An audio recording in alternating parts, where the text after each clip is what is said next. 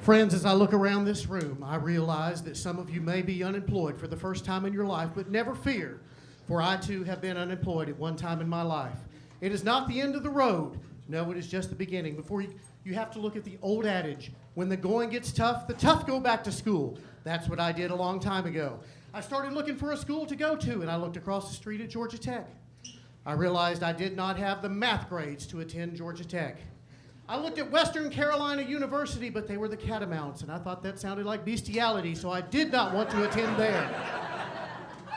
I looked at Kennesaw State University, but they have these t-shirts that says, "Fear the Owl," and I just knew that I could not fear the owl unless I was a snow bunny.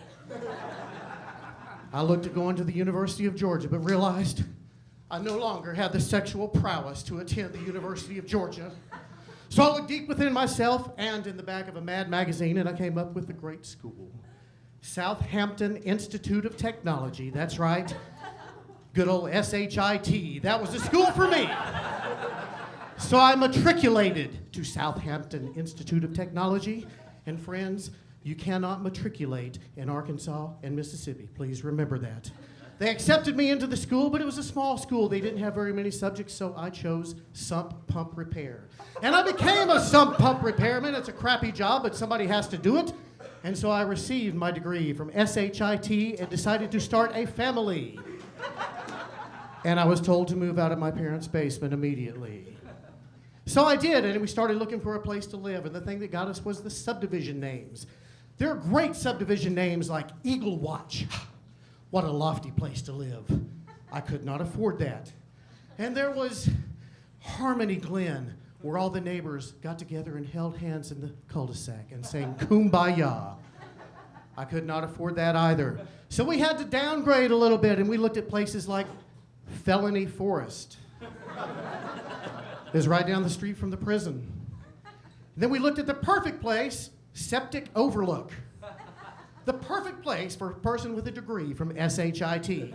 So we moved into Septic Overlook and we started our family, and before long it was time for the great American road trip with the children. And back in the day, it was terrible because we did not have the technological advances that are available these days to keep kids entertained in the backseat of the car. Now you have the CD, the DVD, the MP3, technology at your fingertips, but we did not have that, so we had to play the games of our forefathers, like the license plate game. Anybody play that before? Yeah. Let's look for license plates from different states. Ontario is not a state. Okay. Those suckers are everywhere. And then there's I Spy. Daddy, I spy something with the letter A. Yes, son, that's the asshole tailgating me.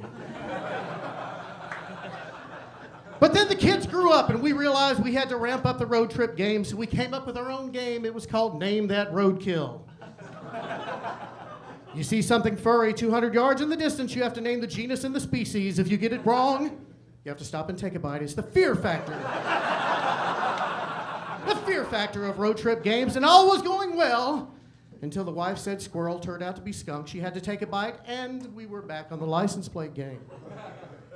And friends, anybody about to pack the SUV with the children, go on a trip, especially if you have little boys.